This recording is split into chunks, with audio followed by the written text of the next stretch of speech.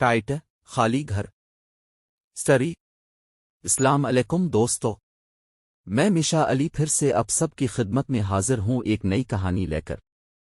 ये तब की बात है जब मैं बहुत छोटा था, करीब 8 या 9 साल का, और उस वक्त हम असम सिविल जोकर इंडिया का एक शहर है, तो मेरी फैमिली किराया में रहा करती थी।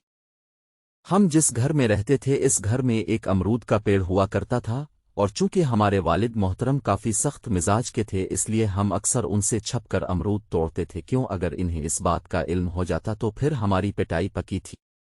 चूंकि अमरूद का पेड़ छत से करीब होता था तो मैं अक्सर रात में अमरूद तोड़ता था। एक बार की बात है, लाइट चली गई तो मैंने सोचा कि अच्छा मौका है, अमरूद पर हाथ साफ किया जाए। मगर मैं जैसे ही पेड़ के करीब पहुंचा मुझे कोई सफ़ेद लिबास पहने कोई अमरूद के डाली जोर जोर से हिला रहा है, जैसे नीचे कोई अमरूद गिरने का मुंतज़िर हो। अमूमन मैं डरने वाल्व में से नहीं हो, इसलिए मैं चुप चुप नीचे चले आया। नीचे आने के बाद रात भर में मुझे बुखार हो गया और हर रोज़ ख्वाब में एक आदमी मुझे अमरूद की टोकरी दे रहा होता। मैंने किसी से जिक्र नहीं किया। बुखार कभी रहता कभी चला जाता। आप लोगों को एक बात बता दूं, हमारे वालिद मोहतरम आमिल है, हमारे घर में बेशुमार किताबें हैं उन चीज़ों को लेकर। खैर, मैंने ख्वाब का जिक्र अपनी वालिदा मोहतरमा से किया पहले तो वह मेरे ख्वाब को इतनी संजीदगी से नहीं लिया, मगर मेरी हालत देखने के बाद अबू को सारी बताएं।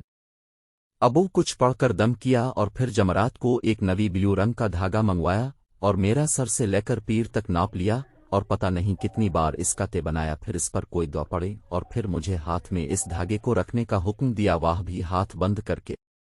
फिर मेरा दोबारा नाप लिया तो धागा छोटा होगा। अबू ने गुस्से में पूछे तो मैंने डर कर अमरूद वाली बात बता दी। अबू बिना कुछ बोले 1 हफ्ते के बाद घर खाली कर दिए और हम लोग नए घर में आ गए।